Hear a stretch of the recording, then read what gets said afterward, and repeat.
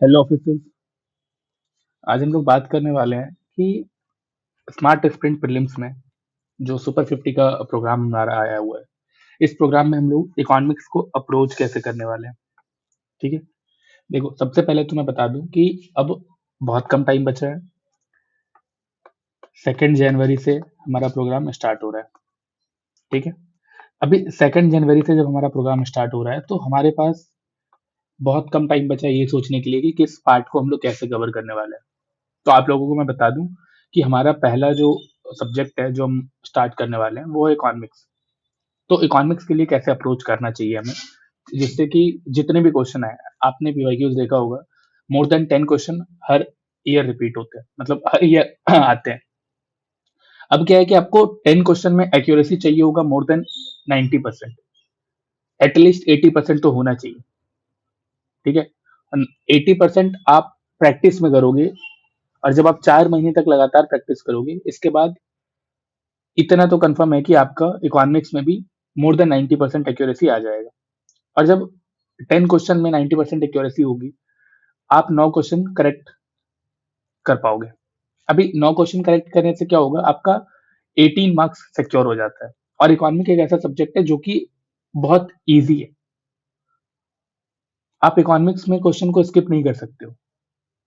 तो चलो हम लोग ये देखते हैं कि आखिर किस तरह से अप्रोच करना पड़ेगा जिससे कि हम इकोनॉमिक्स के क्वेश्चन को इजीली टैकल कर सकें। देखो सबसे पहले तो ये समझो कि अगर आप इकोनॉमिक्स को फैक्ट्स की तरह याद कर रहे हो या फैक्ट्स की तरह समझने की कोशिश कर रहे हो, तो प्रीलिम्स में उसका कोई यूज नहीं है। या तो फिर इकोनॉमिक्स को सिर्फ सिलेबस की तरह कंप्लीट कर रहे हो, फिर भी कोई यूज नहीं है। आप देखोगे कुछ कुछ पार्ट है, कुछ कुछ टॉपिक है जिससे क्वेश्चन बहुत ज्यादा आते हैं, बहुत रिपीट होते हैं, हमें उन सबको ध्यान देना है। अभी हम लोग क्या करेंगे ना कि ये देखेंगे कि कौन कौन से ऐसे, देखो कॉन्सेप्ट को समझना बहुत जरूरी है इकोनॉमिक्स के लिए। कॉन्सेप्ट को समझने के साथ साथ उसका एप्लीकेशन भी बहुत जरूरी है, तभी आप फिल्म्स के क्वेश्चन को करेक्ट कर पाओगे, क्योंकि वहां पे सिर्फ कॉन्सेप्ट ही नहीं पूछता है, कॉन्सेप्ट का एप्लीकेशन पूछता है कि कॉन्सेप्ट कैसे अप्लाई हो रहा है। और वो सोचना होता है, और वो ना प्रैक्टिस के साथ आएगा जब आप करते रहोगे। बिना प्रैक्टिस के अगर आप सोचोगे कि आप डायरेक्ट एग्जाम के दिन बैठ के कर लो तो नहीं हो पाएगा। तो यहाँ पे हम लोग वो प्रैक्टिस करेंगे कि इकोनॉमिक्स का कॉन्सेप्ट तो समझेंगे, बट साथ ही साथ उसका एप्लीकेशन क्या है, और पीवाईक्यू मेथड पे करेंगे कि पीवाईक्यू में क्या हो रहा है। चलो अब देखते हैं सबसे पहले क्या है कि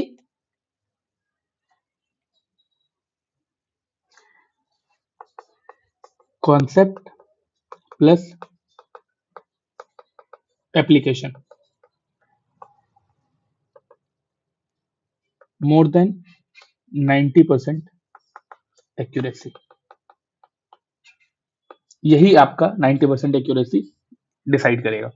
अभी देखो क्या है ना कि हम तीन चीज समझने का कोशिश करेंगे। पहला क्या, how to approach.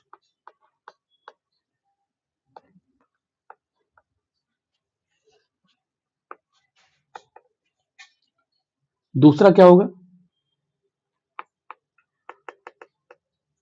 How to decode PYQ. हम पीवाईक्यू को कैसे डिकोड डिकोड करने वाले हैं। और तीसरा, जब हम पीवाईक्यू को डिकोड कर लेंगे तो आगे जो भी हम पढ़ेंगे उससे जो एमसीक्यूज आने वाले हैं उसको सॉल्व करने का मेथड क्या होना चाहिए।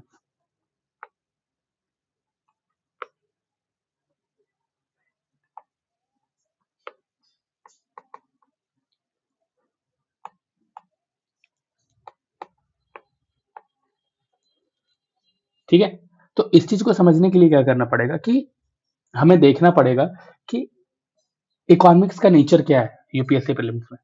सबसे पहले हम लोग क्या देखेंगे कि नेचर, तभी तो हमें समझ आएगा अप्रोच कैसे करना है। तो हम लोग बात करते हैं नेचर के बारे में। नेचर ऑफ इकोनॉमिक्स इन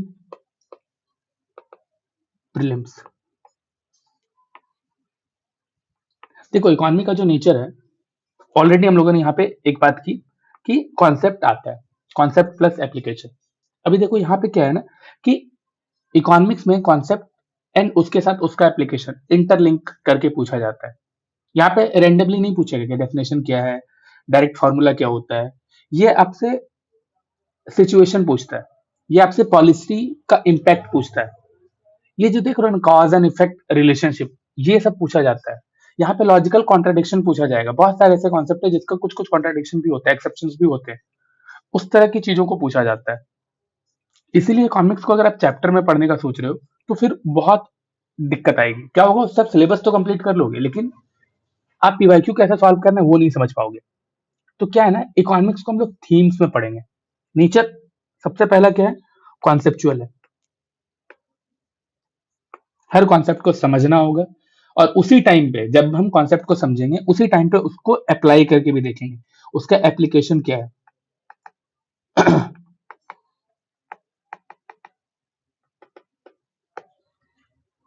और जब इन दोनों को इंटरलिंक करने सीख जाएंगे तो कोई भी क्वेश्चन बहुत इजी लगेगा। अभी हम लोग पीवाईक्यू को भी यहाँ पर प्रैक्टिस करके देखेंगे, हमें पता चलेगा कि क्या होता है। ठीक है, अभी देखो सबसे बड़ी बात क्या आती है कि जब हम एप्लीकेशन समझ जाते हैं, जब हम कॉन्सेप्ट समझ जाते हैं, उसके बाद चीजें क्या रह जाती है, उसके बाद ऐसा क्या जरूरी है जो हमें करना पड़ता है।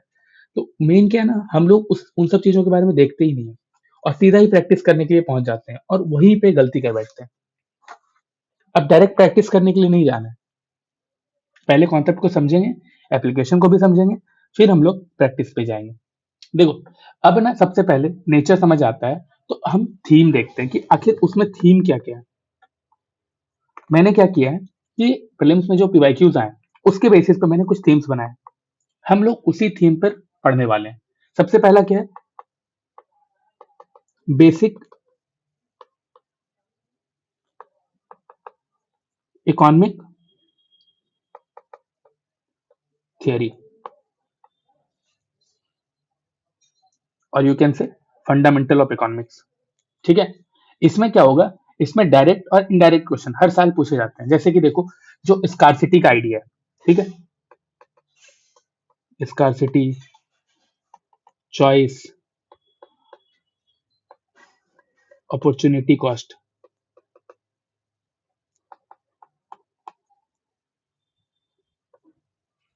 ये सब चीज पूछा जाता है। इकोनॉमिक एजेंट क्या है, house hold, firms, government, external sector, PPC, marginal concept जो पूछे जाते हैं, वो सारी चीजें। अभी देखो यूपीएससी के एंगल से इसमें क्या क्या पूछा जाता है, इसमें ना कॉन्सेप्चुअल स्टेटमेंट दिए जाएंगे। यहाँ पर लिंकेज बताया जाएगा, स्कार्सिटी का चॉइस से क्या लिंकेज है, चॉइस का कॉस्ट से क्या लिंकेज है। ये सारे लिंकेज को समझना है। तभी हमें, जब हम ये लिंकेजेस समझ जाएंगे ना तो हमें पता चल जाएगा कि क्या होता है। और भी बहुत सारे कॉन्सेप्ट है, बट अभी क्या होगा ना, वो सब यहाँ पे लिखना स्टार्ट करूंगा तो फिर कंफ्यूजन होगा और फिर लेक्चर बहुत लंबा हो जाएगा। अभी बस हम अप्रोच समझ रहे हैं। फिर दूसरा जो थीम है वो है माइक्रो इकोनॉमी। ये बेसिकली इंडिविजुअल लेवल पे हमें मार्केट मैकेनिज्म समझाता है।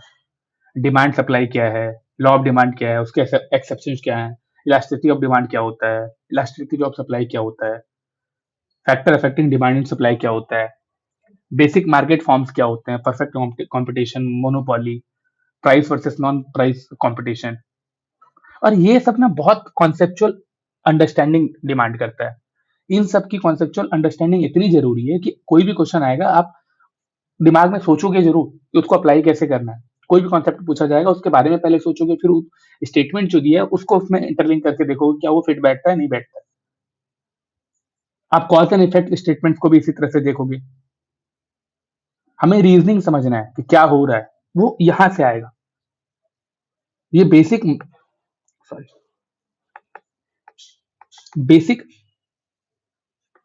मार्केट मैकेनिज्म पता बताएगा।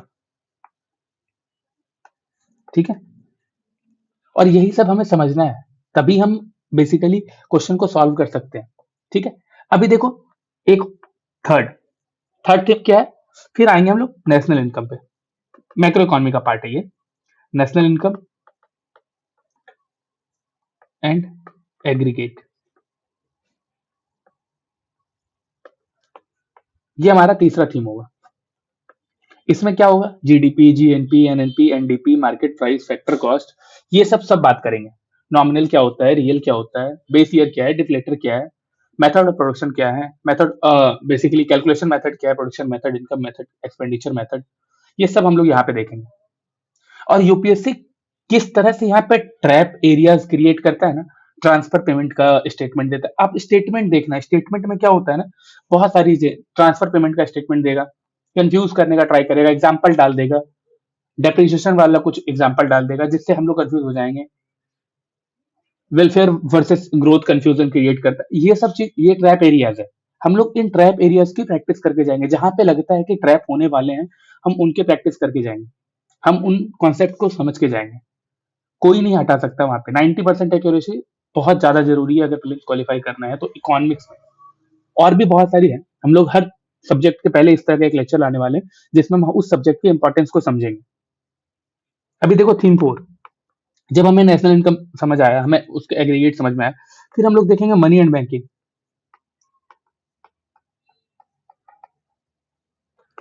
मनी बैंकिंग, और सॉरी इसको इस तरह से देखते हैं, money banking and credit system. बहुत पूछा जाता है इससे सवाल, तो ये सबसे ज्यादा इंपॉर्टेंट थीम है। One of the most favourite topic of UPSC in economics और प्रीलिम्स में।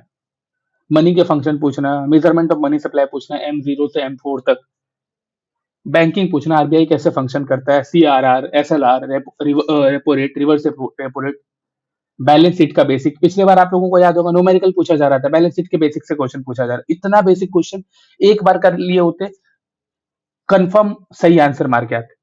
बट बहुत सारे लोग ऐसे जिन्होंने वो न्यूमेरिकल ही छोड़ दिया, उन्हें लगा कि समझ ही नहीं आ रहा है क्या न्यूमेरिकल पूछ दिया, और जबकि वो इतना बेसिक है। वो बैलेंस शीट बेसिक से पूछा गया था, asset, liability, working capital, fix capital, इस तरह के क्वेश्चन से पूछे जा रहे हैं।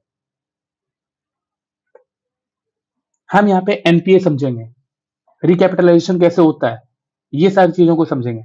और यूपीएससी का फोकस जो होता है ना, policy statement, instrument impact linkage, assertion reasoning type question, ये सब क्वेश्चन भी हम इजीली सॉल्व कर पाएंगे। और फिर आता है इन्फ्लेशन एंड प्राइस सिस्टम। हम इन सब के बारे में बात करेंगे, demand pull, cost push, core inflation, headline inflation, हर तरह के इन्फ्लेशन के बारे में, CPI versus WPI, GDP deflator, हर एक इंडेक्सेस को यहाँ पर लाएंगे और उसको कनेक्ट करके देखेंगे। और ऐसा नहीं है कि सिर्फ हम लोग पढ़ने वाले हैं, हम लोग समझने वाले हैं। मैं इस चीज की गारंटी दे सकता हूँ कि आप लोगों को इकोनॉमी के कॉन्सेप्ट इतने अच्छे से समझ में आएंगे कि आप जब क्वेश्चन सॉल्व करने जाओगे, आपको एक बार भी खुद के ऊपर डाउट नहीं होगा। क्योंकि यूपीएससी के क्वेश्चन सॉल्व करते समय सबसे बड़ा प्रॉब्लम होता है सेल्फ डाउट, और वो हर किसी में आता है। उन्हें लगता है मैं जो सोच रहा हूँ, क्या वो सही सोच रहा हूँ। अगर ये जो कंफ्यूजन है ना, ये कंफ्यूजन आना ही नहीं चाहिए। बेसिकली इकोनॉमिक्स में ये बहुत कॉन्सेप्चुअल है। हम यहाँ पे कंट्रोल मेजर्स, मॉनिटरी कंट्रोल क्या होता है, फिजिकल कंट्रोल क्या होता है, सब चीज देखने वाले हैं। इतने इजी क्वेश्चन आए हैं ना, अभी हम देखेंगे। अभी आपको अभी मैंने क्वेश्चन निकाल के नहीं रखे हैं, बट मेरे पास पीवाईक्यू पड़ा हुआ है 2024 और 23 का। हम उसको निकालेंगे, हम उन सबको सॉल्व करने की कोशिश करेंगे और देखेंगे कितना इजी क्वेश्चन होता है। अभी देखो, फिर आता है इन्फ्लेशन और प्राइस सिस्टम के बाद हम लोग देखेंगे physical policy and government finance. अभी देखो ये जो थीम है, इस थीम में बेसिकली क्या, tax, non tax, direct tax, indirect tax, ये रिवेन्यू के बारे में बात करेंगे।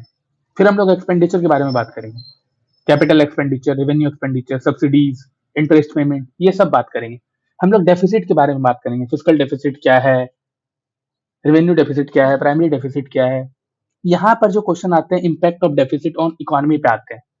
हम डेफिसिट का इम्पैक्ट क्या होता है इकोनॉमी पे, उसको लिंक करके समझेंगे। हर थीम का कुछ कुछ, हर थीम से ना अलग अलग तरह के क्वेश्चन आते हैं, हर थीम का डिमांड अलग होता है। हम वही यहाँ पे क्रैक करने वाले हैं। हम यूपीएससी की मेंटेलिटी और अपनी क्लैरिटी दोनों को मिक्स करेंगे। फिर कैसे नहीं क्वेश्चन सॉल्व होगा, आप खुद देखोगे, आपका एक्यूरेसी खुद ही बढ़ जाएगा बहुत मेहनत किए बिना। इसलिए तो इस प्रोग्राम का नाम ही स्मार्ट स्प्रिंट है। हम लोग बहुत स्मार्टली प्रिपेयर करने वाले हैं। रट्टा मारना, बहुत ज्यादा मटेरियल यूज करना, एकदम नहीं।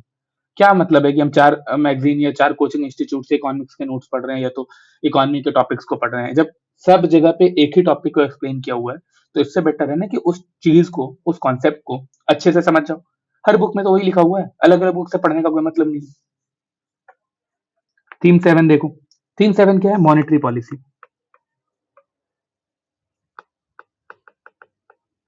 And macro stabilization.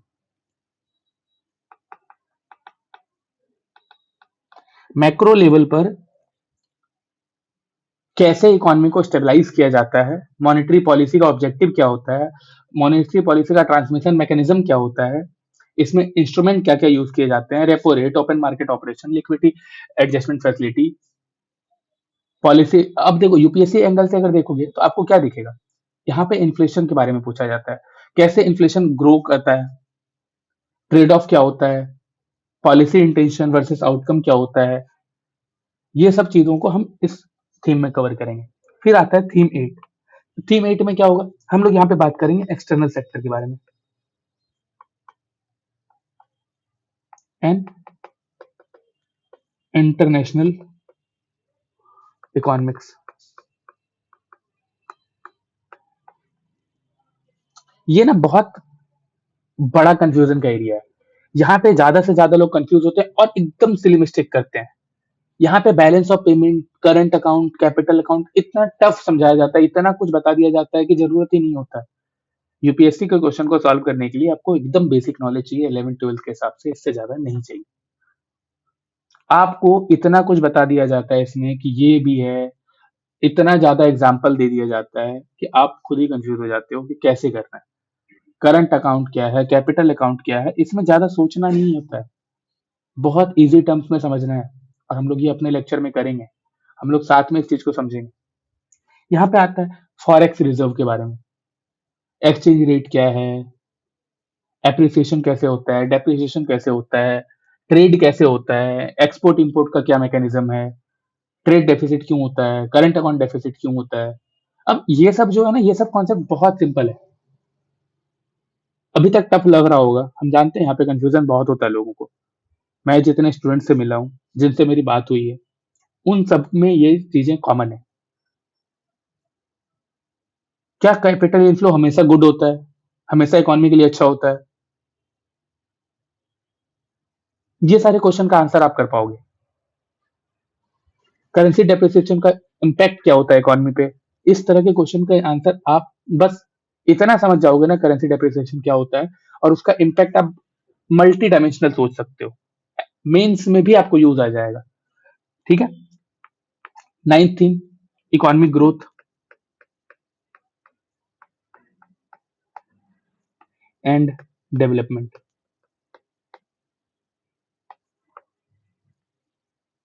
हम यहाँ पे कॉन्सेप्चुअल प्लस फिलोसफिकल दोनों कॉन्सेप्ट को मिक्स करके पढ़ेंगे, दोनों कॉन्सेप्ट को समझेंगे। ग्रोथ क्वांटिटेटिव कैसे है, जीडीपी सेंट्रिक क्या होता है, डेवलपमेंट क्वालिटेटिव कैसे है, एसडीआई, पॉवर्टी, इनइक्वालिटी, ये सारी चीजें क्या है, इसके इंडेसेस क्या क्या हैं, हमारी कंट्री किस रैंक पे है और वो रैंक कैसे बढ़ता घटता है, पॉइंट सिस्टम क्या है, सब समझेंगे। हम यहाँ पे सारे इंडिकेटर्स के बारे में जानेंगे, एसडीआई, एमपीआई, जीनी कोएफिशिएंट, हर कॉन्सेप्चुअल डिफरेंशिएशन क्या होता है, स्टेटमेंट में कौन से लॉजिक छिपे हुए हैं, इन सब लॉजिक को समझते हुए करेंगे। ठीक है। अभी देखो, आता है थीम 10। ये क्या है, ये बात करता है प्लानिंग के बारे में, 5 ईयर प्लान, ये सब अब नहीं आता है, नीति आयोग, अब इन सब चीजों को कैसे करना है। ठीक है। प्लानिंग क्या होता है, रिफॉर्म्स क्या कैसे आते हैं एंड स्ट्रक्चरल चेंजेस कैसे होते हैं। सारे यहाँ पे जो भी स्टैटिक है, जो भी करंट अफेयर है, ये यहाँ पे बहुत दिखता है। यहाँ पे स्टैटिक प्लस करंट अफेयर, इन दोनों को मिक्स करके क्वेश्चन पूछा जाता है। नीति आयोग का रोल क्या है, 5 ईयर प्लान अगर पहले था तो उनको समझना जरूरी है, तभी नीति आयोग समझ में आएगा।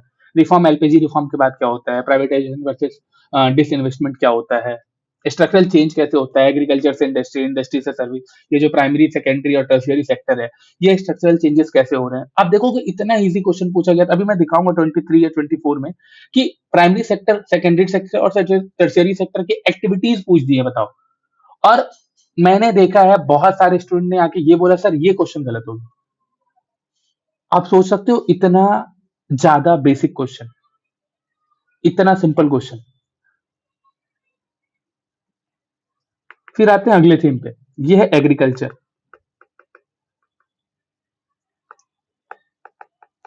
Agriculture and allied economy. Agriculture सिर्फ एग्रीकल्चर की तरह नहीं पढ़ना है, इसके साथ अलाइड इकोनॉमी क्या क्या है। एग्रीकल्चर में हम लोग क्रॉपिंग पैटर्न पढ़ लेंगे, एमएसपी पढ़ लेंगे, प्रोक्योरमेंट बफर, ये सब सब चीजें पढ़ लेंगे। हम यहाँ पे अलाइड एक्टिविटीज भी देखेंगे, डेयरी, फिशरीज, ये सब क्या है। और यूपीएससी का फोकस ना यहाँ पे पॉलिसी बहुत पूछा जाता है, इस पार्ट से पॉलिसीज पे क्वेश्चन बहुत आते हैं, गवर्नमेंट पॉलिसीज पे क्वेश्चन आएंगे, पॉलिसी का लॉजिक पूछा जाएगा, पॉलिसी का ऑब्जेक्टिव पूछा जाएगा, और हम देखेंगे ये मार्केट में क्या इम्पैक्ट कर रहा है, रिफॉर्म कैसे ला रहा है, इन सब के बारे में पूछा जाता है इस थीम से। तो हम इस सब चीज को यहाँ से समझेंगे। फिर आता है अगला, financial market. Financial market and institution. देखो ये एकदम ऐसा पार्ट है जिसमें लोगों को लगता है रट्टा मारना होगा, हमें समझना पड़ेगा। कुछ ऐसा नहीं है, मनी मार्केट, कैपिटल मार्केट इतना इजी है कि एक लाइन में अगर समझ जाओगे फिर दोबारा भूलोगे ही नहीं। आपको बस ये समझना है मनी मार्केट, कैपिटल मार्केट। और ये कैसे समझ में आएगा, जब आपको एक अच्छे एग्जाम्पल के साथ समझाया जाएगा तो आप कभी नहीं भूलोगे, और हर चीज को उसमें अप्लाई कर सकते हो। इसके इंस्ट्रूमेंट जैसे बॉन्ड है, ट्रेजरी बिल है, कॉमर्शियल पेपर है, इन सब चीज को समझेंगे। यहाँ पे कौन कौन से इंस्टीट्यूशन है, आरबीआई, सेबी, नबार्ड, इन सब के रोल क्या है, इन सब चीज को हम यहाँ पे देखेंगे। तो बेसिकली ये 12th थीम है। इसके अलावा भी अगर कुछ चीजें छूट रही होगी तो हमने एक दिन का रिजर्व डे भी रखा है। जैसे हमने इकोनॉमिक्स को 15 डेज दिए हैं, 15 डेज के बाद भी हमारे पास एक दिन का रिजर्व है जिसमें हम इकोनॉमी को समझ पाएंगे। हमने टॉपिक वाइज डिवीजन किए हैं, आपको शेड्यूल मिला हुआ है, आप उस शेड्यूल को देखो। अगर आपने टेलीग्राम चैनल ज्वाइन नहीं किया है तो वो ज्वाइन करो, वहां पे पूरा शेड्यूल, रूटीन, बुक लिस्ट सब दिया हुआ है, आप उस चीज को वहां से देखो। अगर आपको हेल्प नहीं मिलेगा तो बताना, आप एक महीने के लिए ज्वाइन तो करके देखो। आपको क्यों लगता है कि मैंने इसको बहुत ही कम प्राइस में लाया है और मंथली पेमेंट सिस्टम इसमें डाला है? क्योंकि क्या है ना कि आप आते हो, आपको ऐसे ही ट्रस्ट नहीं होता, किसी को भी ट्रस्ट नहीं होगा कि कोई नया कोचिंग आ रहा है, कुछ बोल रहा है और हम ज्वाइन कर लें। एक समझदार इंसान, एक रैशनल इंसान कभी इस तरह से नहीं सोचता है, वो हमेशा एक्सपीरियंस करेगा तभी समझेगा। बस इसी एक्सपीरियंस के कारण मैंने ये किया है। और इसका फीस इतना नॉमिनल रखने का भी बहुत बड़ा रीजन है कि हर कोई वो कर सके, एक चांस ले सके। आप जो रिस्क ले रहे हो ना, वो रिस्क क्या है, आपको आने वाले 5 दिनों में समझ में आ जाएगा कि आप क्या कर रहे हो। आपको पूरे महीने की जरूरत ही नहीं है।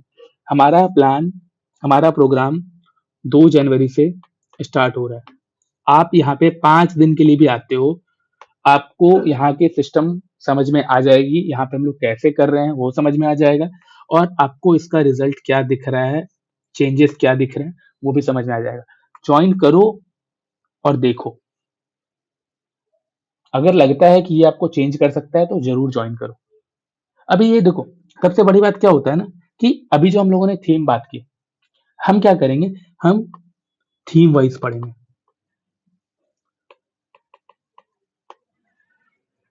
हम यहाँ पे बुक वाइज नहीं पढ़ रहे हैं, और हर थीम के बाद क्या होगा, हम पीवाईक्यू सॉल्व करेंगे, हम प्रैक्टिस क्वेश्चन सॉल्व करेंगे।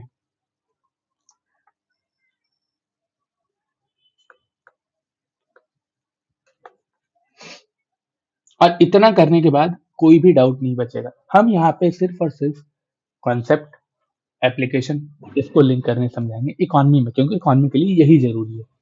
याद करने के लिए कुछ नहीं है, जो याद करने वाला होगा बता दिया जाएगा, और वो भी याद नहीं करना है वो भी समझा देंगे, वो भी याद हो जाएगा खुद ही। हमें बस यही समझना है कि यूपीएससी किस टॉपिक से क्या टेस्ट करना चाह रहा है, कि आपको क्या आना चाहिए। अभी देखो, हमने जो बात करी कि नेचर क्या होगा, फिर हम लोग बात कर देखो, हम लोगों ने क्या देखा, हमारा अप्रोच क्या होने वाला है। अब हम पीवाईक्यू को कैसे डिकोड करेंगे वो देखते हैं। ठीक है, अब है हमारा ये दूसरा टॉपिक, पीवाईक्यू बेस्ड अप्रोच। ये हमारा कोर मेथड होने वाला है, क्योंकि अब ऐसे एग्जाम के प्रिपरेशन कर रहे हैं जिसका सिलेबस डिफाइंड नहीं है, प्रीलिम्स का बेसिकली, और हमें ये समझना है कि वो क्या करना पूछना चाहता है, तो हमें इसके लिए पीवाईक्यू समझना पड़ेगा। उसके डिमांड वहीं से समझ में आएंगे, कि उनका सिलेबस भी वहीं से समझ में आएगा कि वो क्या क्या पूछ रहा है और क्या पूछेगा आगे। हर पीवाईक्यू एक कॉन्सेप्ट टेस्ट करता है, फैक्ट नहीं देखता है कि आपको वो क्वेश्चन ही आता है कि नहीं आता है, वो आपको ये पूछता है कि आपको ये कॉन्सेप्ट आता है या नहीं आता है। अभी देखो, चलो आप लोग, अगर हम लोग पीवाईक्यू बेस्ड अप्रोच पे आ गए हैं, तो 1 मिनट के लिए बस मैं पीवाईक्यू ओपन कर देता हूँ 23 का। आप लोगों को पता है कि 23 का एग्जाम ना बहुत ही टफ था। ठीक है, और 23 में क्या हो रहा था ना, लोगों को समझ नहीं आ रहा था कि आखिर इतना टफ क्वेश्चन यूपीएससी कैसे पूछ देता है। ठीक है, तो हम लोग 23 का एक बार पीवाईक्यू निकालते हैं, हम लोग देखते हैं इसमें इकोनॉमी के क्वेश्चन कहाँ पे है। 1 मिनट रुक जाओ।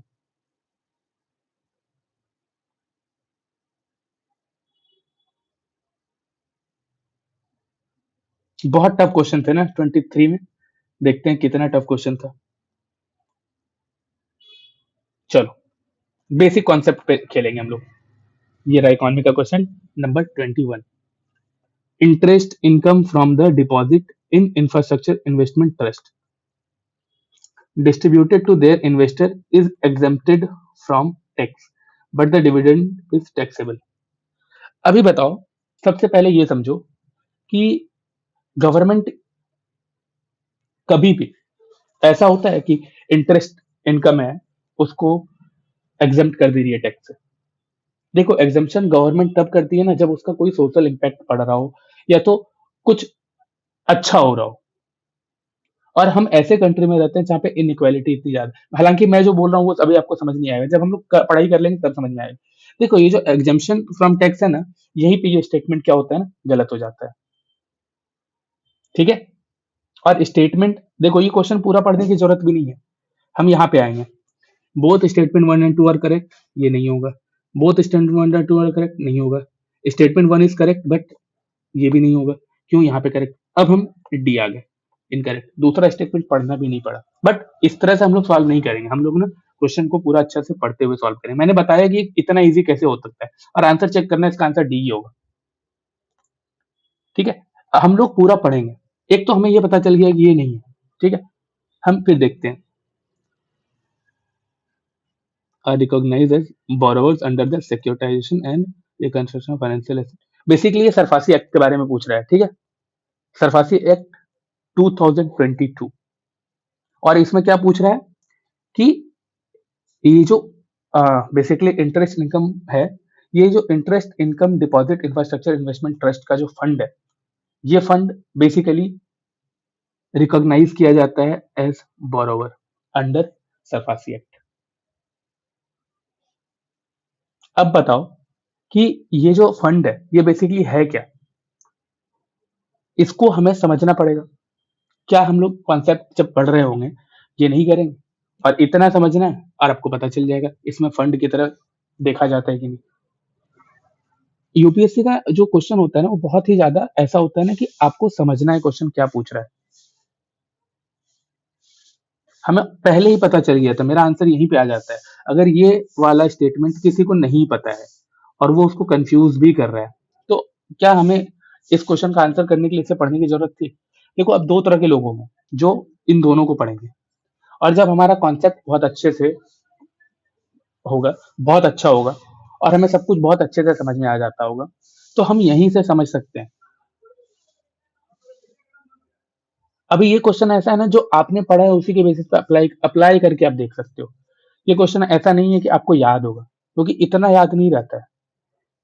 लेकिन एक चीज आपको याद रहेगा कि ये जो इन्वेस्टमेंट ट्रस्ट है, इसका इंटरेस्ट जो इसमें इन्वेस्टर हैं वो कैसे एग्जाम्प्ट किया जा सकता है।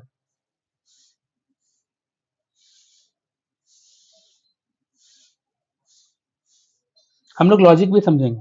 ठीक है, ये तो बहुत बेसिक क्वेश्चन, मतलब बहुत ही टफ टाइप का क्वेश्चन था, जिसको सॉल्व करना इजी नहीं है। ठीक है, मैंने कर लिया, मेरा ऐसा कॉन्सेप्ट था, आपका भी उस तरह का कॉन्सेप्ट होगा, आप भी कर लोगे। बहुत लोग इस तरह के क्वेश्चन को छोड़ के आ जाते हैं, बहुत टफ लगता है तो नहीं करते हैं। अभी देखो क्या है, क्वेश्चन नंबर 22। ये क्वेश्चन थोड़ा सा सिंपल है, ये इसका जो डिफिकल्टी लेवल था वो बहुत हाई है, बट इसका थोड़ा सा कम है। In the post pandemic recent past, many central bank worldwide had carried out interest rate hike. चलो हम इसको भी समझेंगे, ठीक है। Central bank generally assume that they have the ability to counteract the rising consumer price via monetary policy means. अभी देखो, ये बेसिकली सेंट्रल बैंक के बारे में पूछ रहा है। हमारा सेंट्रल बैंक कौन है? आरबीआई। ठीक है, अब हम इस चीज को समझते हैं, इसका आंसर क्या होगा। देखो, in post pandemic recent past many central bank world wide had carried out interest rate hike. चलो, ये तो हर किसी को पता होगा, इस टाइम पे इंटरेस्ट रेट को बढ़ा दिया गया था। अभी क्यों बढ़ाया गया था, हम इसको भी बात करेंगे। अगर ये आपको नहीं पता है, सपोज, चलो इसको अभी नहीं लो, ठीक है, दूसरा पढ़ते हैं। Central bank generally assume that they have ability to contract the rising consumer price via monetary policy में। ये तो बहुत बेसिक है, ये तो सबको पता होगा कि सेंट्रल बैंक कैसे कंज्यूमर प्राइस जब राइज करता है तो उसको कंट्रोल करता है। ये तो हर किसी को पता होगा, ये हमारे लिए सही है। अब हम दूसरा चीज समझते हैं। अभी ये जो इंटरेस्ट रेट हाइक है, ये क्यों किया जाता होगा, क्या रीजन है इंटरेस्ट रेट हाइक का। सोचो, मार्केट में ऑलरेडी, मार्केट में डिमांड बहुत ज्यादा है, मार्केट में प्राइस, मतलब मनी सप्लाई जो होता है, यहाँ पे ये मनी सप्लाई का कॉन्सेप्ट भी आता है। मनी सप्लाई बहुत ज्यादा है, मनी सप्लाई बहुत ज्यादा है, इसी के कारण क्या है, डिमांड भी ज्यादा है। लेकिन पैंडेमिक के कारण क्या हुआ था कि प्रोडक्शन ठप पड़ गया था, प्रोडक्शन नहीं हो रहे थे, बहुत सारी लेबर अवेलेबल नहीं था, बहुत सारी फैक्ट्रीज बंद पड़ी थी। गवर्नमेंट का कंट्रोल मेजर चल रहा था कि गवर्नमेंट बहुत रेगुलेशन लेकर आ गई थी, इतने लोग नहीं होने चाहिए। अगर पोस्ट पैंडेमिक में मार्केट खुला भी था तो ऐसा था ना कि बहुत कॉन्सेप्ट चल रहा था, 2 गज की दूरी। इसके कारण क्या हुआ था, मार्केट में प्रोडक्शन कम हो गया था और डिमांड यहाँ बढ़ा हुआ है। डिमांड क्यों बढ़ा है, क्योंकि मनी सप्लाई बढ़ा है। अब मनी सप्लाई को कर्व करना पड़ेगा, तभी हम इस डिमांड को भी कर्व कर सकते हैं। तो इंटरेस्ट रेट को बढ़ा दिया, इंटरेस्ट बढ़ा दिया, लोन लेना महंगा हो गया, लोन लेना महंगा हो गया, लोगों मनी सप्लाई मार्केट में कम हो गया, मनी सप्लाई मार्केट में कम हो गया, इससे क्या हुआ कि जो राइजिंग कंज्यूमर प्राइस था, वो कर्व कर दिया गया।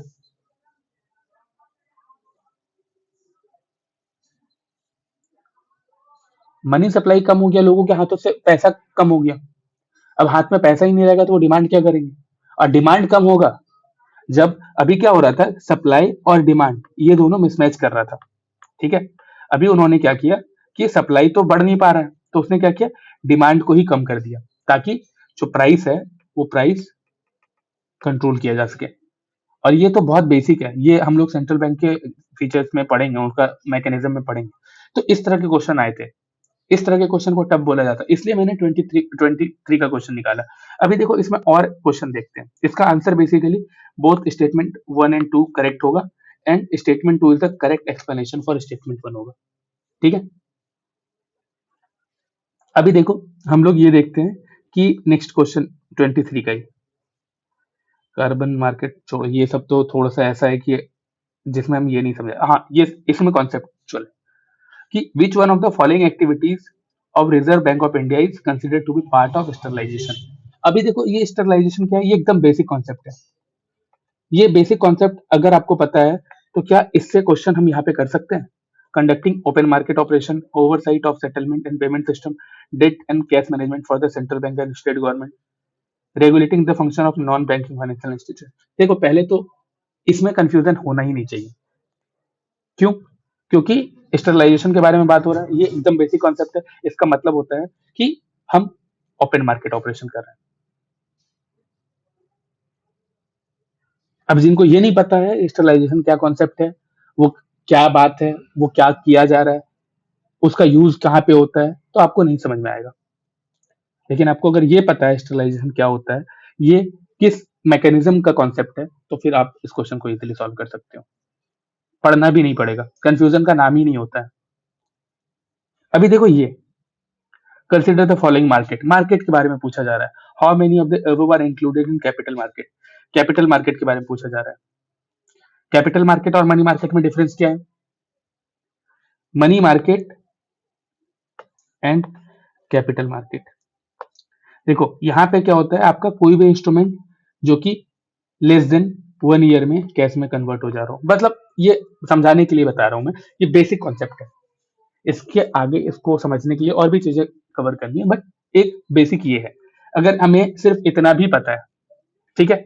और कैपिटल मार्केट में क्या होता है कि इसको कैश में कन्वर्ट करने में मोर देन 1 ईयर लगता है, मतलब 12 मंथ। हमें अगर इतना भी पता है तो हम यहाँ पे देखते हैं government bond market, call money market, ठीक है, treasury bill market, stock market and government. ये 4 ऑप्शन में से आप अगर देख पा रहे हो तो आपको क्या लगता है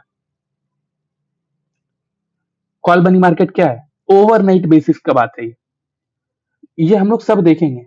और हमें यहाँ पे सबका ड्यूरेशन पता होगा कि कितने टाइम पीरियड के लिए होता है और कौन सा किस मार्केट का इंस्ट्रूमेंट है। तो आपको पता चलेगा call money market and treasury bill market ही सिर्फ ऐसा इंस्ट्रूमेंट है जो कि मन ए सॉरी जो कि मनी मार्केट का इंस्ट्रूमेंट है, और बाकी बचे हुए 2 कैपिटल मार्केट के इंस्ट्रूमेंट है, government bond market and stock market. ये दोनों कॉन्सेप्ट कैपिटल मार्केट के इंस्ट्रूमेंट है। मनी मार्केट, तो आंसर आपका 25 का बी हो जाएगा, ओनली 2। बस इतना सा कॉन्सेप्ट भी अगर हमें पता है और हमने ये एक बार भी पढ़ा हुआ है तो कंफ्यूजन ही नहीं है। इसी तरह से आप अगर देखोगे तो 26 एमएसपी, ये भी देखो, ये एग्रीकल्चर का क्वेश्चन है, ये बहुत सिंपल क्वेश्चन है, ये भी बहुत टफ नहीं है। अब क्या है ना, इस तरह के क्वेश्चन में कुछ कुछ दिक्कत आता है, लोग बोलते हैं सम लिखा रहे तो अलग तरीके से देखो, ये सब भी है, ठीक है। बट अगर हम नॉर्मली भी इस क्वेश्चन को सॉल्व करने जाएंगे तो हमें कैसे सॉल्व करना है? Consider the following statement, how many of the above statement are correct? Government of India provide minimum support price for niger seed. चलो अगर ये नहीं पता है कि गवर्नमेंट ऑफ इंडिया ऐसा करती है या नहीं करती है, niger is cultivated as kharif crop, ये भी अगर हमें नहीं पता है, ठीक है। Some tribal people in India use niger seed oil for cooking. देखो ये बहुत टफ कैटेगरी में आता है, हालांकि इसका आंसर मुझे पता है, ठीक है। लेकिन अगर आपको नहीं पता है तो आप कैसे सॉल्व करोगे? पहली बात तो मैं ये बोलूंगा, इस तरह के क्वेश्चन में लॉजिक वॉजिक के बारे में जानना चाहते हो चले जाओ, कोई दिक्कत नहीं। लेकिन मैं कहूंगा इस तरह के क्वेश्चन को सेकंड अटेम्प्ट के लिए छोड़ दो। पहले अटेम्प्ट में हम वो क्वेश्चन करते हैं जहां पे हमें लगता है कि हम पूरी तरह से कवर कर पाएंगे। पेपर को सॉल्व करने का भी तरीका होता है, हम लोग उस तरीके पे भी बात करेंगे, ठीक है। और देखो इस तरह के क्वेश्चन में क्या होता है ना, ज्यादातर तीनों स्टेटमेंट सही है वैसे तो, यहाँ पे ऑल 3 आंसर होगा, ठीक है। बट ये बहुत लोगों को पता नहीं होता, बहुत लोग कंफ्यूज हो जाते हैं कि इस तरह के क्वेश्चन में क्या करना है, एमएसपी किसको किसको दिया जाता है। यहाँ पे समझना क्या है, गवर्नमेंट का जो मिनिमम सपोर्ट प्राइस वाला मैकेनिज्म है, गवर्नमेंट इसके थ्रू क्या क्या चीज कर रही है, और ये एक कॉन्सेप्ट है, ये हम लोग पढ़ेंगे गवर्नमेंट मैकेनिज्म में। मैक्रो इकोनॉमिक इंटरवेंशन, गवर्नमेंट जब मैक्रो इकोनॉमी में इंटरवीन करती है और वो क्या क्या करती है, जहाँ पे हमें ये सब भी समझना पड़ेगा, खरीफ क्रॉप्स क्या होते हैं, नाइगर है या नहीं है। इसीलिए 23 का पेपर को टफ बोला गया था, और कोई रीजन नहीं था, क्योंकि यहाँ पे क्वेश्चन ऐसे पूछे गए थे जो कि बहुत टफ लग रहे थे लोगों को। अभी देखो, अब टफ क्वेश्चन के साथ साथ क्या है ना, सिंपल क्वेश्चंस भी दिए गए थे इसमें, जैसे कि 28 देखो, consider the investment in the following asset, brand recognition, inventory, intellectual property, making mailing list of client. अब देखो ये क्वेश्चन इतना इजी क्वेश्चन है कि आपको कुछ नहीं करना है। यहाँ पे क्या है, how many of the above are considered intangible investment. Intangible investment का मतलब क्या होता है, ये जानना था बस, और ये क्वेश्चन सॉल्व था।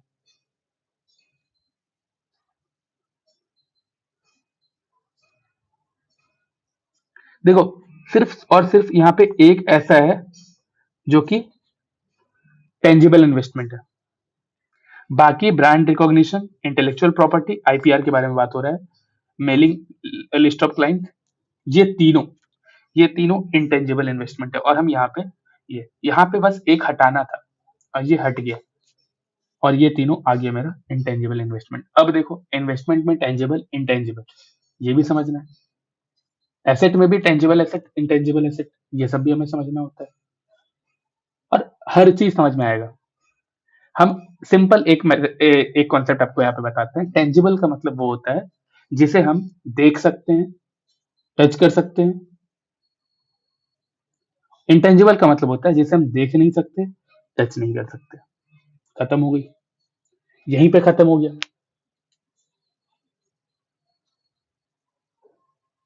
हमें पता चल गया इंटेंजिबल इन्वेस्टमेंट क्या होता है, कर दिया हमने टिक। ये तो मैंने 23 का पेपर निकाला था, अभी 24 का भी मैंने पेपर डाउनलोड करके रखा है। अभी देखो ये 24 का जो पेपर है, इसमें भी जो क्वेश्चंस है ना, ये आप सॉल्व कर पाओगे। 24 के पेपर में अगर आप देखोगे तो यहाँ पे क्या दिखता है हमें, हम 24 का पहले देखते हैं इकोनॉमी का क्वेश्चन कहाँ पे है। 24 में शायद 40s के बाद था ये। हम्म, ये रहा, सॉरी ये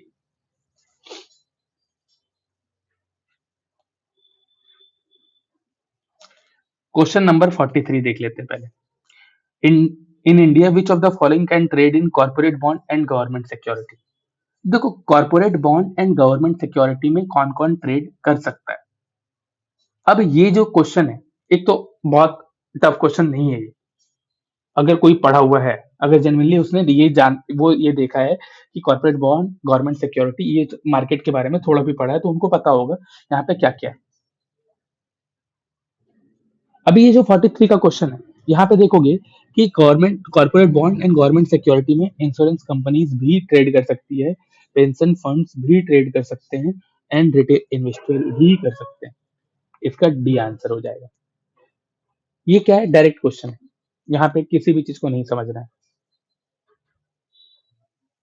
बस हमें मार्केट के बारे में, मार्केट मैकेनिज्म समझना है। हम देखते हैं वो क्वेश्चन जहाँ पे कॉन्सेप्ट है। ठीक है, देखो ये जैसे फाइनेंशियल इंस्ट्रूमेंट के बारे में बात कर रहा है, यहाँ पे कौन कौन सा ऐसा है जो कि फाइनेंशियल इंस्ट्रूमेंट है। सबसे पहले आप देखो ये क्वेश्चन बात क्या कर रहा है, फाइनेंशियल इंस्ट्रूमेंट के बारे में। यहाँ पे ऑप्शन में मोटर व्हीकल है, हटा दो ना इसको। इसको हटाने के बाद ऑप्शन चेक करो, टू इसमें भी है, टू इसमें भी है, इन दोनों में नहीं है। अब देखो exchange traded fund and currency swap, दोनों फाइनेंशियल इंस्ट्रूमेंट है या नहीं है। एक्सचेंज ट्रेडेड फंड भी फाइनेंशियल इंस्ट्रूमेंट है, करेंसी स्वैप भी फाइनेंशियल इंस्ट्रूमेंट है, ये पता है। आंसर इसका 1 एंड 3 कर दो।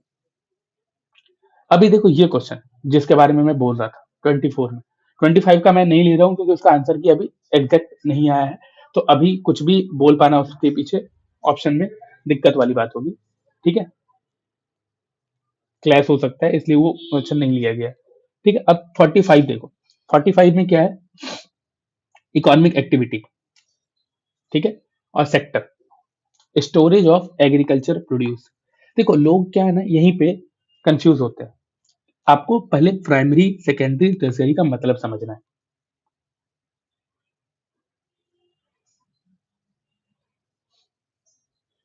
ये नेचर से डायरेक्ट कलेक्शन की बात करता है, इसके फॉर्म चेंज करने के बारे में बात करता है, और ये अलाइड एक्टिविटीज करता है। इतना आपको पता होना चाहिए, उसके बाद आप कर लोगे। स्टोरेज की बात हो रही है, क्या यहाँ पे फॉर्म चेंज हो रहा है, नहीं हो रहा है। देखो ये मेरा मेथड है कि मैंने इस तरह से आपको बताया, आप भी उस तरह से समझ जाओगे। कोर कॉन्सेप्ट यही है, और ये क्वेश्चन बहुत इजी था। आई थिंक हर कोई इसको सही करके आया होगा, लेकिन अगर जो इसको गलत करके आ रहा है, बेसिकली उसको क्या है कि सेक्टर के बेसिक कॉन्सेप्ट क्लियर नहीं है उनके।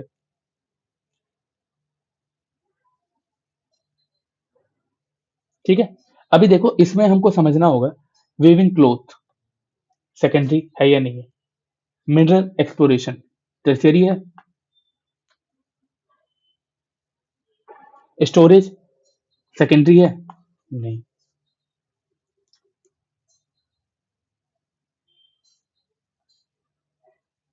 यहाँ मिनरल हम एक्सप्लोर कर रहे हैं, ये नेचर से डायरेक्ट कुछ हम ले रहे हैं, रॉ मटेरियल ले रहे हैं ना, कोई भी प्रोडक्ट ही है ना वो, भले वो रॉ मटेरियल की तरह यूज होने वाला है, बट वो नेचर से डायरेक्ट कलेक्ट कर रहे हैं ना।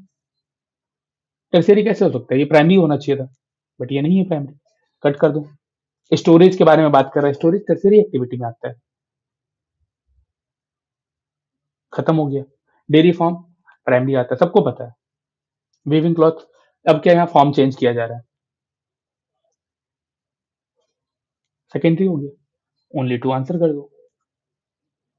तो इतना इजी होता है इकोनॉमी के क्वेश्चन को सॉल्व करना। और भी है, क्या होगा कि सारे क्वेश्चन को करते समय लेक्चर लंबा हो जाएगा, वो नहीं करना है, ठीक है। हम लोग बात वैसे भी करने वाले हैं। तो पीवाईक्यू हमें हमारा अप्रोच क्या होने वाला है, हम लोग वही चेक करेंगे यहाँ पे। अगर क्वेश्चन में ये पूछा जा रहा है अपॉर्चुनिटी कॉस्ट के बारे में कोई क्वेश्चन हो रहा है, तो हमें सबसे पहले ये भी जानना होगा कि अपॉर्चुनिटी कॉस्ट क्या होता है, तभी हम सॉल्व कर पाएंगे क्वेश्चन। हमें पता ही नहीं है तो हम कुछ भी कैसे कर सकते हैं। हमें अगर क्वेश्चन पूछा जाएगा कि प्राइस बढ़ने पर डिमांड कम होती है, लेकिन कौन से केस में एक्सेप्शन होगा, तब हम क्या करेंगे?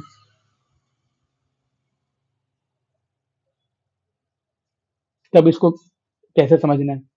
तो हमें डिमांड के बारे में समझना होगा, लॉ ऑफ डिमांड के बारे में समझना होगा, एक्सेप्शन समझना पड़ेगा। आपको लॉ याद नहीं करना है, बस समझना है। आपको यहाँ पे ये समझना है कि आखिर ये एक्सेप्शन के बारे में पूछ रहा है, मतलब वो जो लॉ है, वो जो केस है, वो कौन सा ऐसा एग्जाम्पल है जो उस केस को ही तोड़ दे रहा है, ब्रेक कर रहा है, इसीलिए तो वो एक्सेप्शन है। हमें ये पता होना चाहिए कि गिवन गुड्स के साथ ऐसा होता है। तो ये एक्सेप्शन बेस्ड थिंकिंग भी यूपीएससी चेक करता है कि आपको कुछ कुछ कॉन्सेप्ट के एक्सेप्शन पता है या नहीं है, वो जानना बहुत जरूरी है। अब देखो, इकोनॉमिक्स में एलिमिनेशन भी काम करता है, और एलिमिनेशन बहुत बड़ा वेपन है अगर प्रीलिम्स निकालना है तो। इसको इसकी समझ भी होनी चाहिए, लेकिन इसकी समझ पे डिपेंड होके नहीं जाना है, बस आपको ये भी पता होना चाहिए। इकोनॉमिक्स में बहुत सारी चीजें ऐसी है जहां पे एलिमिनेशन यूज आ जाता है। इकोनॉमिक्स में देखना कि जो एब्सोल्यूट वर्ड होते हैं, जैसे ऑलवेज, नेवर, लार्जेस्ट, ये सब में बहुत बार आपको गलत स्टेटमेंट देखने मिलेगा। इमोशनल लैंग्वेज होंगे, वहां पे आपको एलिमिनेशन यूज होगा। जहां पे आधा अधूरा स्टेटमेंट दिया होगा, वहां पे भी होगा। देखो, ये सब पढ़ेंगे हम लोग, ऐसा अभी हम यहाँ पे डिस्कस कर दे रहे हैं बताने के लिए कि क्या क्या चीजें हैं, इसको बहुत डिटेल में अच्छे से समझेंगे। कभी कभी स्टेटमेंट ऐसा आ जाता है, जैसे एक हम बात कर रहे हैं, physical deficit always cause inflation, तो क्या ये सही स्टेटमेंट है? हमें इसका कॉन्टेक्स्ट समझना होगा। ये बहुत ही ज्यादा एब्सोल्यूट वर्ड है, ऑलवेज, और ये रॉन्ग स्टेटमेंट है वैसे तो आप ये सब तो समझ गए। अब हम ये समझेंगे कि हमें आखिर इकोनॉमी को पढ़ना कैसे है, गलत तरीका क्या है, सही तरीका क्या है, सबसे पहले ये समझना है, ठीक है। पीवाईक्यू बेस्ड अप्रोच होगा हमारा। एंड तीसरा, how to cover economics for prelims. देखो यहाँ पे नोट्स, जो बेसिक गलतफहमी है वो दूर करता हूँ। नोट्स याद करना है? नहीं है। डेफिनेशन? नहीं। आपको क्या करना है, राइट अप्रोच क्या होगा आपका?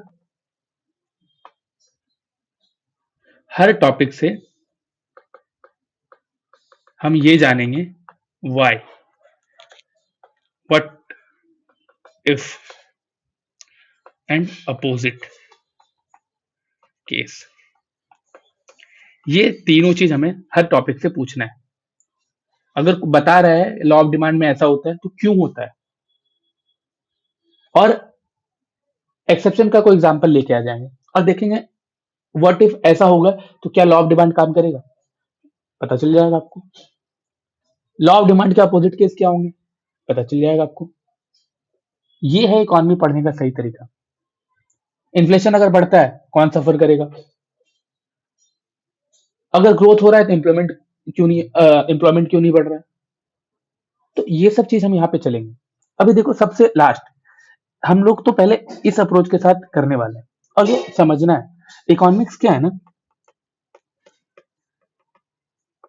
इकोनॉमिक्स बेसिकली 4C फॉर्मूला पे चलता है। आप 4C फॉर्मूला लिख लो। ये बस मैं आपको दे रहा हूँ, ये कहीं रिटन नहीं है किसी बुक में या यूपीएससी ने बोला है ऐसा, ये ऐसा कुछ नहीं है, बस ये मेरा डेवलपमेंट है कि मैं इस तरह से चलता हूँ। पहला क्या होता है?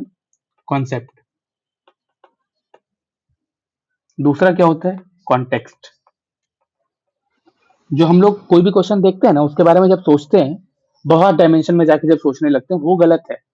आपको हर डायमेंशन में जाके नहीं सोचना है, आपको हर चीज को एक अलग अलग तरीके से सोचना है। हर चीज के लिए यूनिवर्सल तरीका यूज नहीं करना है, ठीक है। तीसरा, कनेक्शन। कनेक्शन बनाना बहुत जरूरी है। And fourth, choice. Choice basically correct option की। कॉन्सेप्ट क्या होता है? जैसे हम लोग पीपीसी पढ़ते हैं, डिमांड पढ़ते हैं, इन्फ्लेशन पढ़ते हैं, लॉ ऑफ डिमांड पढ़ते हैं, ये सब पढ़ते हैं, ये कॉन्सेप्ट है। कॉन्टेक्स्ट क्या है? किस कॉन्टेक्स्ट में पूछा गया है? इंडियन इकोनॉमी के बारे में पूछा गया है, माइक्रो इकोनॉमी के बारे में पूछा गया है, करंट अफेयर से रिलेटेड कुछ कॉन्सेप्ट लेके पूछा गया है, तो ये समझना बहुत जरूरी है। ये कॉन्टेक्स्ट जब तक नहीं आएगा तो आप सही अप्लाई नहीं कर पाओगे अपनी चीज को। कॉन्टेक्स्ट चेंज होते ही एप्लीकेशन चेंज भी होता है, ये ध्यान रखना। और यहीं पे गलत करते हैं इकोनॉमी के क्वेश्चन हम लोग, और ये नहीं करना है। कनेक्शन बनाना है, अगर कोई पॉलिसी आ रही है तो उसका इम्पैक्ट क्या होगा, ये कनेक्शन बनना चाहिए आपके दिमाग में। और फिर चॉइस, करेक्ट आंसर की।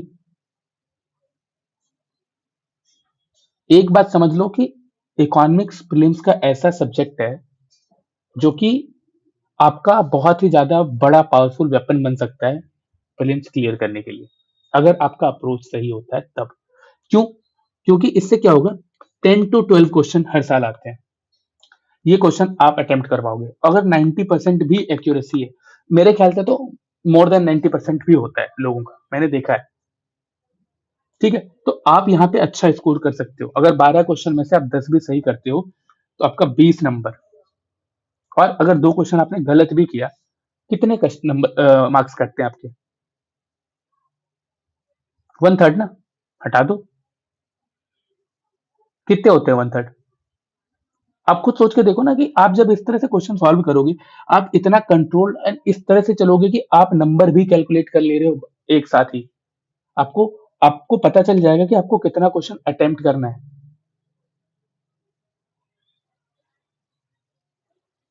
जब ये पता चल जाएगा तो फिर दिक्कत क्यों आएगी? खुद सोचना ना। जब हमें ये पता होगा तो कभी प्रॉब्लम ही नहीं आएगी। अगर एक क्वेश्चन में 0.66 मेरा जा ही रहा है, क्या जा रहा है? यहाँ देखो ना कि अगर 2 क्वेश्चन मेरा गलत हो गया तो चलो कितने मार्क्स कट जाएंगे मेरे? 1.2 माइनस करो, फिर भी आपके जो मार्क्स हैं वो आराम से आपको यहाँ पर 18.8 के समथिंग आ जाएंगे। और आप लोगों को भी, सभी को पता है कि हमारा सिंपल है कि कट ऑफ 90 क्रॉस करना है, आप कट ऑफ में हो। लेकिन हमें हमेशा टारगेट करना है कि मेरा 100 तो रहे। कभी अगर इजी क्वेश्चन आ गया तो कट ऑफ अगर बढ़ भी जाए तो आप 100 पे रहोगे, तो ये आपका सेफ साइड होगा। और ये सेफ साइड के लिए आपको बहुत कैलकुलेटिव होके प्रीलिम्स का एग्जाम देना है।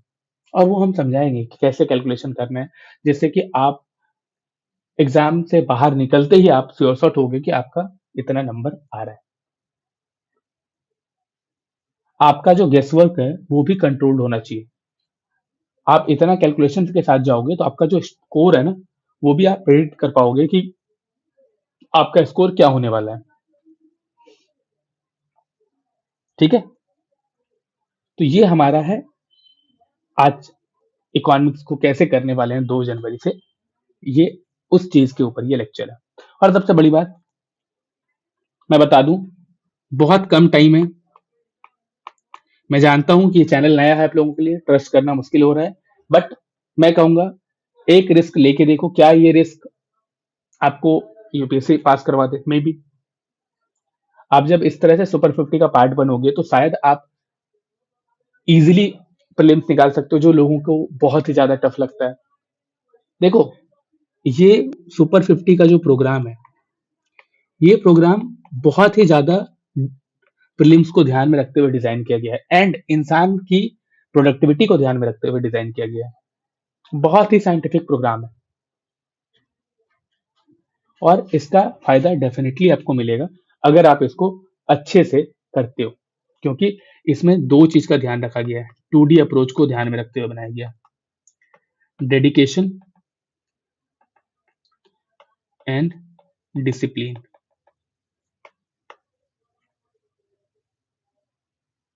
और यही दो चीज है जो कि आपको एग्जाम पास करवाएगा। कोई भी नॉलेज कितना भी पढ़ लो, कितना भी प्रैक्टिस कर लो, अगर ये दोनों चीज मिसिंग रहेगा तो नहीं निकलेगा एग्जाम, क्योंकि उस एग्जाम में 2 घंटा मैटर करता है, 2 आवर्स। और इस 2 घंटे में बस ये चीज है, डेडिकेशन एंड डिसिप्लिन, यही आपको हेल्प करता है आपके मेंटल पीस का। और ये मेंटल पीस इसी चीज से आता है। और जब तक मेंटल पीस नहीं होगा एग्जाम नहीं निकलेगा, प्रॉब्लम होगी, क्वेश्चन अटेम्प्ट करते हुए प्रॉब्लम होगी। आप सोच रहे हो कि एग्जाम से 10 दिन पहले, 15 दिन पहले रूटीन में आ जाएंगे और पढ़ने लगेंगे। ब्रेन को भी फंक्शन करने के लिए टाइम चाहिए, उसको भी एक आदत चाहिए। आओ, हमसे जुड़ो, देखो कैसा लगता है। पसंद नहीं आएगा, अप्रोच चेंज कर देना। बहुत बड़ा रिस्क नहीं है 1000 का रिस्क लेना। 1000 is not a big risk आपके लिए। आप इतना बड़ा रिस्क ले रहे हो अपने करियर को लेकर, इतने टाइम से कर रहे हो, किसी का 3 अटेम्प्ट, किसी का 4 अटेम्प्ट, अभी तक प्री नहीं निकला है। आ रहे हैं लोगों के मैसेजेस, आ रहे हैं, बता रहे हैं लोग प्रॉब्लम क्या हो रही है उनको। लेकिन आपके प्रॉब्लम का सॉल्यूशन ये भी हो सकता है। ये नहीं कह रहा हूँ कि यही है, बट ये भी एक बहुत बड़ा सॉल्यूशन हो सकता है। ये आपको चेंज कर सकता है, क्योंकि ये एक चैलेंज की तरह बनाया गया है। हैशटैग 4 मंथ चैलेंज, आपने देखा होगा ना, 75 डेज चैलेंज, बस ये उसी तरह का चैलेंज टाइप है, बस ये 4 मंथ का चैलेंज है। और ये आपको बहुत हेल्प करने वाला है, आपके एग्जाम के लिए भी एंड आपकी पर्सनैलिटी के लिए भी। आप जब डेली रूटीन में रहते हो, आपका स्लीपिंग साइकिल सही रहता है, आप बहुत अच्छे से काम कर रहे हो, आप डेली एक्सरसाइज कर रहे हो, आप डेली पढ़ाई कर रहे हो, तो आपकी पर्सनैलिटी चेंज होगी। लोग नहीं पहचानेंगे आपको 4 महीने बाद जब बाहर आओगे तो। और आप खुद में ही देखोगे आप चेंज हो चुके हो, आपको खुद ही कॉन्फिडेंस आ जाएगा। जब जहां भी आपको लग रहा है नहीं होने वाला है, शायद ऐसा कॉन्फिडेंस आ जाए आपको लगेगा मेरा ही हो रहा है। चलो, इतना ही मोटिवेशन देना था। आज का लेक्चर यही था कि हम लोग इकोनॉमिक्स को कैसे देखने वाले हैं। हम इस चीज को देख चुके हैं और हम मिलते हैं 2 तारीख से, ये लेक्चर अपलोड हो जाएगा। एंड आप लोगों से एक ही रिक्वेस्ट है, अगर पसंद आ रहा है लोगों को शेयर करो, जिनको जरूरत है वहां तक पहुंचाओ, फायदा मिलना चाहिए। टाइम कम है, इंक्वायरीज आ रही है, मैं चाहता हूं कि आप लोग जल्द से जल्दी ज्वाइन करो। आफ्टर 50 मेंबर्स मैं इसमें एक भी एडमिशन नहीं करने वाला हूँ, सिंगल वन भी। तो जल्दी आओ, टाइम बहुत कम है। चलो, तब तक के लिए बाय।